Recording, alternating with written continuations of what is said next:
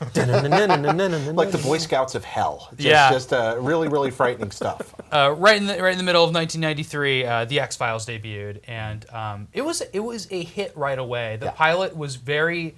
I think the reviews at the time were very skeptical about the pilot in 1993, but the first season, oh man, did that show take off! And I watched the premiere. I don't know if you guys remember, it was a Friday night event, and Fox had promoted it for a while. But at the time, there was a lot of things. That was young Fox, too. Yeah, it was alien dissections, specials, and unsolved mysteries were kind of a thing on TV at the time. And boy, did that, for some reason, appeal to me. I don't know why. It's a fusion of a classic storytelling medium. You've got the believer and the skeptic, both of which are likable, both of which are constantly in tension. Yep. And then you throw in aliens, mutants, ghosts, and everything else in the world. Government conspiracies. Government conspiracies. Throw those things together, it's television gold. Yeah, and then, of course, adding to all of the mythology and great stuff they did, they just reduce episodes to Monster of the Week, and that's where that term came from. Oh, Freak of the Week? Yeah, and it just every week there'd be, unless it was there was a difference between the mythology episodes and the monster episodes, and I just loved that idea that people started. I remember just cataloging, Fluke Man and the Fiji Mermaid and like all these things is like. It was every type of sci-fi topic or paranormal topic was covered, but it never seemed like it was being rolled out in some like careful cataloged way. Everything had such a great spin. Yeah, it felt really natural the way they introduced these different like little one-off episodes of like, here's our kind of version of like Bigfoot, or kind of like something in the woods, or here's like the guy who can crawl through like grates and like lives. Some weird ones too. The Jersey Devil. How'd that happen? Oh yeah. I made them come up in the second season. I made the mistake of getting too deep into the mythology. So I was a Krychek guy. If Krychek was on, I was there. Poor guy lost his arm. He did, but it didn't stop him from being awesome. And I really liked Krychek, and he was around for kind of the whole arc of the show. He was Mulder's nemesis. He was his nemesis, and I enjoyed that. He was first his partner. And eventually, the X-Files definitely lost its way, but when it was good, it was really, really good. Yeah, I feel like the point in which it lost its way was probably right after the movie, though I really liked how the movie tied into the series at the time. I thought it was really interesting. Yeah. There was the bees that were being introduced and the black ooze and stuff like that, but they all kind of came together in the movie, but the movie was standalone. But then at the end, Mulder sees a UFO rise out of the ice, and then that doesn't change everything. No, it's so frustrating that he always sees stuff, and then now we're going back to it for 6 episodes. That's exciting. Yeah, me too. I can't help it. They've got me on the hype train. I want to see what happens. Yeah. One thing that was remarkable about X-Files for me was that Mulder and Scully were always. There was this love relationship that was hinted at, and eventually they actually caved in on that. But their relationship was professional and platonic for so much of that series. And what a cool thing that was. Yeah, to have a male and female character no romance. That just happened to be coworkers really and friends. Great chemistry. Like together. Like every scene they were in, where they just be on a bed like in a hotel eating pizza together, just watching like TV, waiting for the next case. Like that stuff, like this moment to moment, it was really, really wonderful to see. Also, let's not forget Skinner making bald sexy on TV. Yeah, Skinner, the Lone Gunman. Yeah. Oh yeah, the Lone Gunmen were great. Those were wonderful characters. They were good characters. They were so caught in that time period, though, of getting online and cyberpunk and hacking. I'm in. Yeah. But it was such.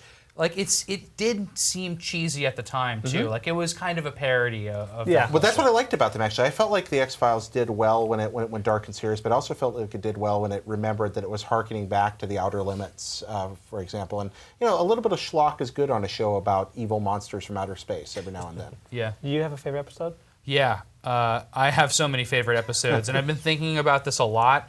And I think at this point in my life. I like Clyde Bruckman's Final Repose the best. That's the one where Peter Boyle predicts the deaths of people. But the thing is, I really like the funny episodes. So I just think that episode's so creepy and great, and I love the implication that that Mulder dies from autoerotic asphyxiation. I think that's really funny. But I thought there was a really spooky moment in that where Scully asks if she's going to die, and he says, "You don't." And I always thought that'd be great if they mixed that back into the mythology. And of course they kind of dropped it. But again, that's the decline end. I really like, it's not the best episode of X-Files, but my favorite is the one that David Duchovny directed where the alien is hiding in the Negro Leagues. Do you remember that? Oh yeah, I remember that one. That's a wonderful, I just love that idea so much. That's such a Twilight Zone-ish Rod Serling conceit. And I thought it was brilliant. I really enjoyed it. For me, it has to be Jose Chung's from Outer Space. I was going to say, that's one of the funnier ones that I really like. Lord Kinbote. One of the funniest Center has of the so many good tie-ins from the alien smoking a cigar and like the Or the aliens saying, like, this is not happening. Yeah. This is Yeah. not happening. Oh, and then when they're interviewing the conspiracy theorist guy and he's talking about the FBI just being aliens, he's talking Yeah. about Scully and Mulder. I'm sorry. Whoa, that's cool. I had a really We all weird do thing. that. Scully and Mulder, and then they're like, they were so like faceless and impassioned. And the only time they acted was when Mulder saw the body, and he just like made this yelp. It was the funniest yelp I've ever heard. And there's another story in which they tell each other's stories with Luke Wilson in it about Yes. vampires, and I always thought those were Yeah. similar. Also, Alex Trebek is in that episode. I've forgotten that. There's Man a in lot Black. of guests in those episodes. That episode, what's great about that is that it's all about the concept of how people feel they've been abducted. Where does that come from? And there's these people, that are remembering being abducted, but it turns out that's not really what they're not really remembering aliens. And it's really cool, like using the real world explanations of abductions and mixing them in with what's happening in that. Got one? You got a favorite episode? I only watched it every now and again. I wasn't a diehard, so It's okay. I saw the movie. Just say and- home.